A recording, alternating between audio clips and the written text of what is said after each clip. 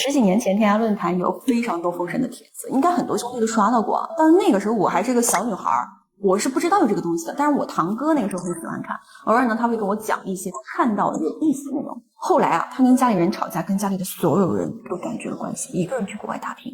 走之前呢，他给我发了个短信，大概意思呢就是说他给我寄了一本笔记，里面有他记的一些感悟啊，希望我可以多看看啊，多学习学习。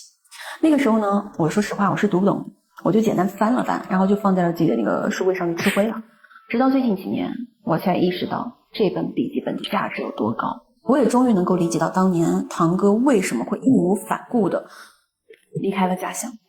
他那个时候其实他已经活得非常的通透了，所以直到这2天我还经常都去翻那本笔记本。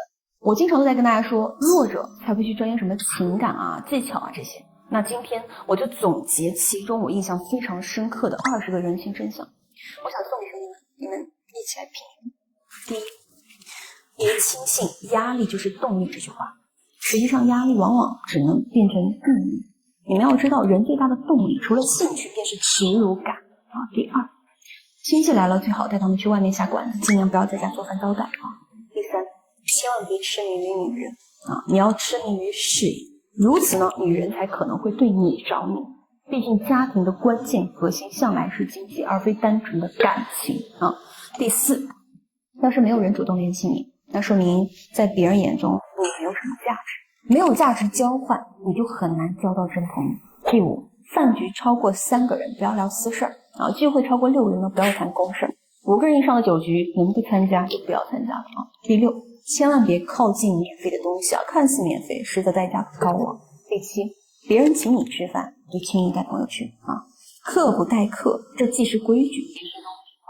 第八，钱呢尽量不外借，车呢坚决不外借啊，哪怕关系再好的朋友也不行，实在推脱不掉呢，就把责任推给你老婆。第九，凡事记得提前15分钟到场，电话响5秒以后再接，要是别人请客，不妨迟到5分钟。第十，要是某天你发觉周围人突然变得特别客气，并非是他们的素质提高了，也不是他们变善良，而是你的实力变强了。第11，高情商的本质是让别人舒服，从而让自己留下好印象，本质是利己的。要是让别人舒服了，自己却痛苦了，那就不叫高情商，也叫讨好啊。第12，别盲目崇拜任何人，多数有头有脸的人可能都不咋地啊，因为不识点手段。13，去修车的时候呢，给师傅买瓶红牛，车子或许就会少一些小毛病啊。出门上班前呢，给保安递2根烟，回来再晚你也不用担心。第14，为什么有些问题始终解决不了？很可能是解决问题的人就是制造问题的人。第15，随礼的份子钱要么保持不变，要么往上加一些，不管对谁，份子钱只能。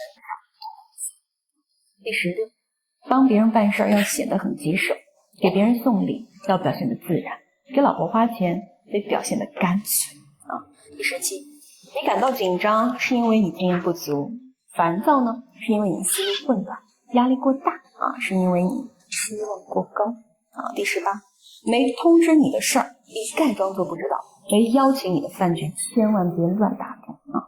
第19，这世上呢不存在纯粹的好人，本质都是坏人，只是坏的程度有别。你总是吃亏，主要是你不愿意把人想得太坏。第20，定规矩的人大多都不会遵守规矩，因为规矩只是给弱者制定的。还是那句话啊，交给送礼，弱者钻研情感和技巧，强者只看人性。我们下期见。